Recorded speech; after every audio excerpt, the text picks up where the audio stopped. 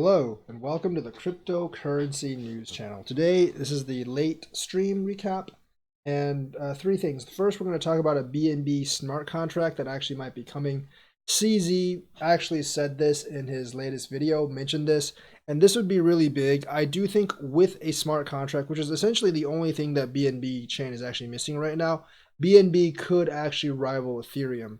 Because unlike like Cardano, like BNBs are already deployed. There's obviously Binance running on it, and there's a lot of other IEOs running on it. So it's a fully fledged product.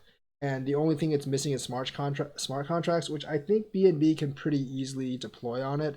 So once it gets those, I do think it can actually compete with Ethereum. And I do think people might actually build DeFi chains, DeFi projects on BNB. It's ready to deploy. It's being used already, and there's really nothing to stop it from competing with Ethereum. So that's the big BNB news. Smart contracts might be coming for BNB. I'm also going to explain why altcoin TA is kind of useless, because altcoin TA is like, first of all, altcoins tend to follow Bitcoin. So regardless of like what the TA on the altcoin says, as long as Bitcoin behaves differently, the altcoin kind of tends to follow Bitcoin. So that makes it useless. The other thing is altcoins tend to rush almost straight up and straight down.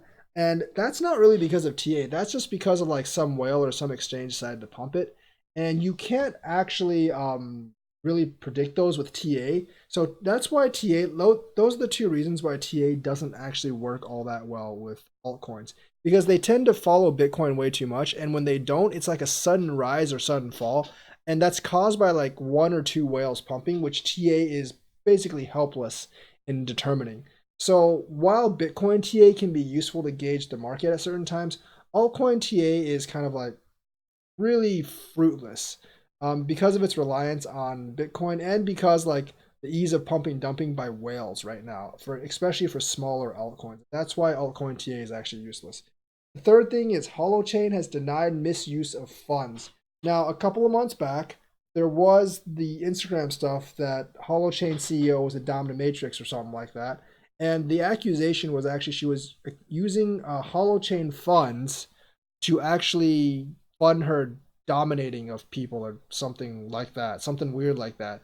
But she has actually denied those rumors, and I actually tend to believe her. Like, I don't really care what she does in her spare time, and I don't think they've ever produced any evidence that she was like misusing the funds or anything. She was just being a dominatrix in her spare time, which is okay with me, I guess. I don't really care what she does in her spare time.